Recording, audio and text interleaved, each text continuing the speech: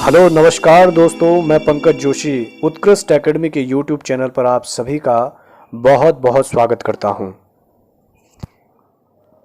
दोस्तों, आज हम सिंधु सभ्यता की महत्वपूर्ण प्रश्नोत्तरी में आपके सामने प्राचीन भारत का पार्ट 3 के रूप में लेकर आए हैं। इससे पहले के पार्ट 2 और पार्ट 1 आपके सामने हम लेकर आ चुके हैं। तो चलिए दोस्तों, शुरू करते हैं आज के इन महत्वपूर्ण प्रश्नोत्तरी सीरीज को। पहला प्रश्न है, ऋग्वेद काल में निष्क अलंकरण था। ए कान का, बी हाथ का, सी नाक का, ऑप्शन डी है गले का। इसका सही उत्तर है ऑप्शन डी गले का। ये दोस्तों गले का आभूषण था। ऋग्वैदिक युग में निष्क एक स्वर्ण आभूषण था जो गले में पहना जाता था। इसके अलावा रुक्म भी गले में पहने जाने वाला स्वर्णहार था। आपको याद रखना होगा कि ऋग्वेद में चांदी का उल्लेख नहीं मिलता है, जबकि अयस शब्द तांबे व कांसे के लिए ऋग्वेद में प्रयुक्त किया गया है। अगला प्रश्न है, ऋग्वेद में उल्लेखित पणि किससे संबंधित है? ए कृषि से, बी व्यापार से, सी उद्योग से, ऑप्शन डी है पशुपालन से। इसका राइट आंसर है ऑप्शन बी व्यापार से। पणि ऋग्वेद में उल्लेखित अनार्य लोग थे तथा यह लोग आर्यों की गायों को चुराया करते थे। इसके अलावा ऋग्वेद में अन्य प्रकार के व्यापारी का उल्लेख मिलता है जो दानशील होते थे तथा इन्हें बरिभू कहा जाता था। ऋग्वेद में बढ़ई, रथकार, बुनकर, चर्मकार, कुमार आदि शिल्पियों का भी उल्लेख मिलता है। ऋग्वेद में बढ़ई के लिए तक्षण तथा धातु कर्मी के लिए कर्मार शब्द मिलता है। सोने के लिए हिरण्य शब्द का उल्लेख मिलता है जो कि सिंधु नदी से प्राप्त किया जाता था। इसके साथ साथ सिंधु नदी को हिरण्य के नाम से भी जाना जाता है। अगला प्रश्न है, निम्नलिखित में से वैदिक धर्म में कौन सम्मिलित नहीं था? ए प्रकृति पूजा, बी मंत्रोच्चारण, सी मूर्ति पूजा और ऑप्शन डी है यज्ञ। इसका राइट आंसर है ऑप्शन सी मूर्ति पूजा। ऋग्वैदिक आर्यों का प्रारंभिक जीवन कबायली था तथा इनका धर्म मुख्यतः प्रकृति पूजा, मंत्रोच्चारण और यज्ञ पर आधारित था। इस काल में मूर्ति पूजा का प्रचलन नहीं था। यास्क ने अपने ग्रंथ निरुक्त में ऋग्वैदिक देवताओं की मंडली बनाई है जिनकी संख्या 33 बताई गई है, जो आकाश, अंतरिक्ष एवं पृथ्वी के देवता के रूप में अलग अलग विभाजित किए गए हैं। आकाश के देवता के रूप में सूर्य, वरुण, मित्र, पूषण, विष्णु, उषा, अश्विन, सविता। अंतरिक्ष के देवता इंद्र, मारुत, रुद्र, वायु, जबकि पृथ्वी के देवता अग्नि, सोम, पृथ्वी, बृहस्पति, सरस्वती आदि के रूप में उल्लेखित है। नेक्स्ट क्वेश्चन, पूर्व वैदिक आर्यों का मुख्य व्यवसाय था व्यापार, वाणिज्य, कृषि, पशुपालन। इसका सही उत्तर है ऑप्शन डी पशुपालन। ऋग्वैदिक आर्यों का प्रारंभिक जीवन अस्थायी था, जिस कारण उनके जीवन में कृषि की अपेक्षा पशुपालन का अधिक महत्व था। पशुओं में गाय का सर्वाधिक महत्व था। ऋग्वेद में गाय का 170 बार उल्लेख मिलता है तथा आर्यों की अधिकांश लड़ाइयाँ गायों को लेकर ही मानी जाती है। गाय के अलावा दूसरा प्रमुख पशु घोड़ा था। घोड़े का प्रयोग ये लोग मुख्य रूप से रथों के रूप में किए करते थे। ऋग्वेद में बैल, भैंसा, भेड़, बकरी, ऊंट तथा सरामा नामक पवित्र कुतिया का उल्लेख भी मिलता है। ऋग्वेद में एकमात्र अनाज यव अथवा जौ का उल्लेख मिलता है। ऋग्वेद में खाद को शाकम अथवा करिश कहते थे, जबकि खलियान को खल कहते थे। ऋग्वेद के 10वें मंडल में कृषि का उल्लेख मिलता है। अगला प्रश्न है, सबसे पहले 4 आश्रमों का वर्णन कहाँ पर आया है? वह कौन सा उपनिषद है? ए ईश, बी छांदोग्य, सी बृहदारण्य, डी जलोपनिषद।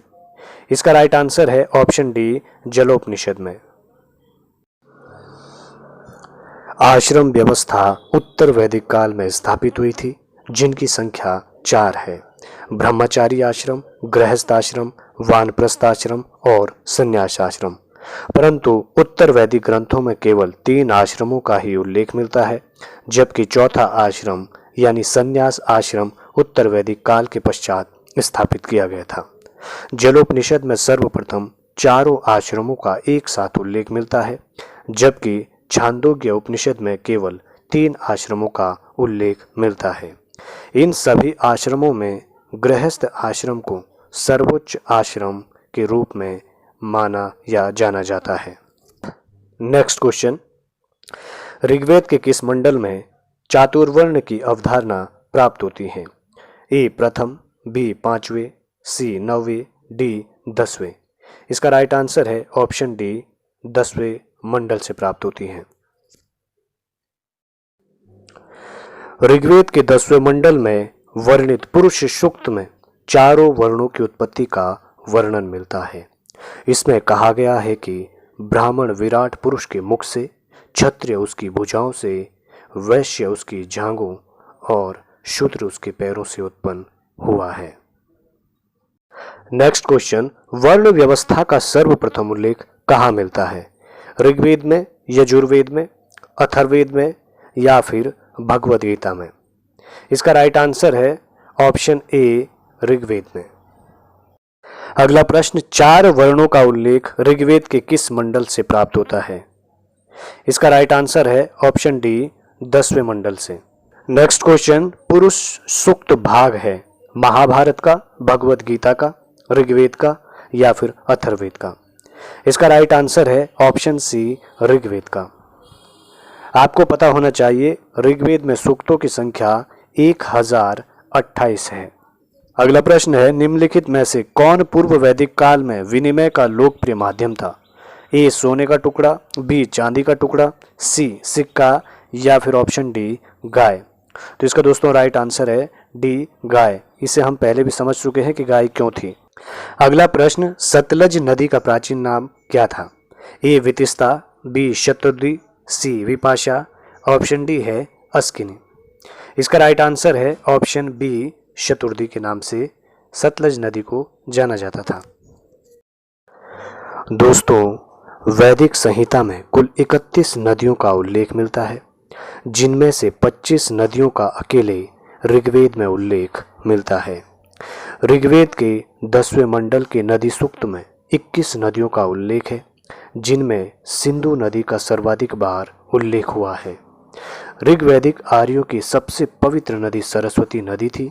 इसे यहाँ नदी तमा के नाम से भी पुकारते थे। ऋग्वेद में सप्त सिंधु प्रदेश की 7 नदियों का उल्लेख मिलता है, जो सिंधु, सरस्वती, शतुर्दी यानी कि सतलज, विप्सा, व्यास, पुरुषनी, रावी, वितिस्ता, झेलम और अस्किनी चिनाब। अगला प्रश्न है, वैदिक नदी कुंभा का स्थान निर्धारित होना चाहिए अफगानिस्तान में, चीनी तुर्किस्तान में, कश्मीर में या फिर डी पंजाब में? इसका राइट आंसर है ऑप्शन ए अफगानिस्तान में।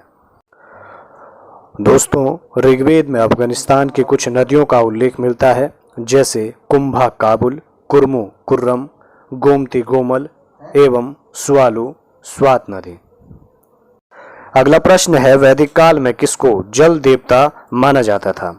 ए इंद्र, बी वरुण, सी पुष्ण और ऑप्शन डी है अश्विन। इसका राइट आंसर है ऑप्शन बी वरुण देवता।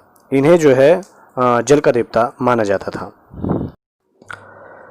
ऋग्वैदिक देवमंडल का तीसरा प्रमुख देवता वरुण था, जो जल निधि का प्रतिनिधित्व करता था। वरुण को ऋतस्व गोपा भी कहा गया है, अर्थात वह प्राकृतिक घटनाक्रम का संयोजक समझा जाता था। वरुण को ईरानी ग्रंथ में असुर भी कहा गया है। ईरानी ग्रंथ जिंद अवेस्ता में वरुण को अहरुमज़ादा अर्थात असुरों को देवता के नाम से उल्लेखित किया गया है। ऋग्वैदिक आर्यों का सबसे महत्वपूर्ण एवं बड़ा देवता इंद्र था, जबकि ऋग्वेद का पहला मंत्र अग्निदेव की स्तुति से प्रारंभ होता था। अगला प्रश्न है, ऋग्वेद के किस देवता को असुर की उपाधि दी गई है? इंद्र, वरुण, अग्नि, रुद्र। इसका राइट आंसर है ऑप्शन बी वरुण देवता को। अगला प्रश्न है, यम तथा नचिकेता की कथा किस ग्रंथ में उल्लेखित है? ए मुंडकोपनिषद में, B Brihadaranyakopanishad, C Kathopanishad, D Taittiriya Upanishad में? इसका राइट आंसर है option B sorry, option C Kathopanishad में मिलता है। कठोपनिषद में यम और नचिकेता का संवाद उल्लेखित है, जिसमें आचार्य यम ने नचिकेता को उपदेश दिया है, न इस आत्मा का कभी जन्म होता है और न इसकी कभी मृत्यु होती है, यह अजन्मा, नित्य तथा शाश्वत है। कठोपनिषद कृष्ण यजुर्वेद का उपनिषद है। नेक्स्ट क्वेश्चन, अध्यात्म ज्ञान के विषय में नचिकेता और यम का संवाद किस उपनिषद में प्राप्त होता है? ऑप्शन ए बृहदारण्य उपनिषद में, बी छांदोग्य, सी कठोपनिषद, डी केन उपनिषद। इसका राइट आंसर है ऑप्शन सी कठोपनिषद में। अगला प्रश्न, नचिकेता आख्यान किस उपनिषद में मिलता है? ए बृहदारण्य उपनिषद, बी कठोपनिषद, सी छांदोग्य उपनिषद या फिर ऑप्शन डी केन उपनिषद में। इसका राइट आंसर है ऑप्शन बी कठोपनिषद में नचिकेता आख्यान मिलता है। नेक्स्ट क्वेश्चन, किस उपनिषद में याज्ञवल्क्य और मैत्रेयी का दार्शनिक संवाद वर्णित है? ए बृहदारण्य उपनिषद, बी छांदोग्य उपनिषद, सी कौशिकी उपनिषद या फिर ऑप्शन डी श्वेतांबर उपनिषद। इसका राइट आंसर है ऑप्शन ए बृहदारण्य उपनिषद। बृहदारण्य उपनिषद के दूसरे, तीसरे एवं चौथे अध्याय में याज्ञवल्क्य की दार्शनिक महत्ता एवं सिद्धांत का परिचय प्राप्त होता है। उनमें से दूसरे अध्याय में याज्ञवल्क्य का अपनी ब्रह्मवादिनी पत्नी मैत्रेयी तत्वज्ञान पर संवाद प्राप्त होता है। तीसरे अध्याय में विदेह देश के जनक राजा के दरबार में इसके द्वारा अनेक तत्व ज्ञानियों से हुए वाद विवाद की जानकारी दी गई है एवं चौथे अध्याय में स्वयं राजा जनक से हुए उनके तत्व ज्ञान पर संवाद प्राप्त होता है। नेक्स्ट क्वेश्चन, निम्नलिखित विदुषी स्त्रियों में किसका उल्लेख ऋग्वेद में मिलता है? ए गार्गी, बी अपाला, सी कात्यायनी, डी मैत्रेयी। इसका राइट आंसर है ऑप्शन बी अपाला का। ऋग्वेद में लोपामुद्रा, घोषा, अपाला, सिक्ता एवं विश्वरा जैसी विदुषी स्त्रियों का उल्लेख मिलता है। इन विदुषी स्त्रियों को ऋषि कहा गया है। इन स्त्रियों ने अनेक ऋचाओं की रचना भी की थी तथा वैदिक साहित्य में महत्वपूर्ण भूमिका निभाई थी। लोपामुद्रा अगस्त्य ऋषि की पत्नी थी, जबकि महर्षि याज्ञवल्क्य की दो पत्नियां मैत्रेयी और कात्यायनी थी। अगला प्रश्न है, वैदिक काल में दार्शनिक वाद विवादों की एक कुशल वक्ता थी। A Maitreyi, B Gargi, C Ghosha और ऑप्शन डी है अपाला। इसका राइट आंसर है option B Gargi. Next question, 10 राजाओं के विख्यात युद्ध में निम्नलिखित में से कौन विजय हुआ था? ए दिवोदास, बी सुदास, सी तुर्वसगण और ऑप्शन डी है यदुगण। इसका राइट आंसर है ऑप्शन बी राजा सुदास। 10 राज्य युद्ध अर्थात 10 राजाओं के बीच लड़ा गया युद्ध। यह युद्ध पुरुषणी नदी, जिसे वर्तमान में रावी नदी के नाम से जाना जाता है, के तट पर लड़ा गया था। इस युद्ध में भरतों के राजा सुदास ने विरोधी शक्तियों को पराजित किया था और भरतजन इस युद्ध के बाद निश्चित रूप से अपनी प्रधानता आर्यजनों के बीच स्थापित करने में सफल हुआ था। अगला प्रश्न है, उत्तर वैदिक काल में आर्यों को भारतीय भूगोल के किस अंश की जानकारी नहीं थी? यहाँ पर है ऑप्शन ए दोनों समुद्रों की, बी हिमालय के विभिन्न पर्वत शिखरों की, सी कृष्णा नदी घाटी तक दक्षिण भारत की, ऑप्शन डी है संपूर्ण गंगा नदी घाटी की। इसका राइट आंसर है ऑप्शन सी गंगा नदी घाटी तथा दक्षिण भारत की। नेक्स्ट क्वेश्चन, उत्तर वैदिक युग में उत्तरी बिहार के आर्यकरण का श्रेय किसे जाता है? ए इंद्र, बी विधय माधव, सी अग्नि और ऑप्शन डी है सुधास। इसका राइट आंसर है ऑप्शन बी विधय माधव।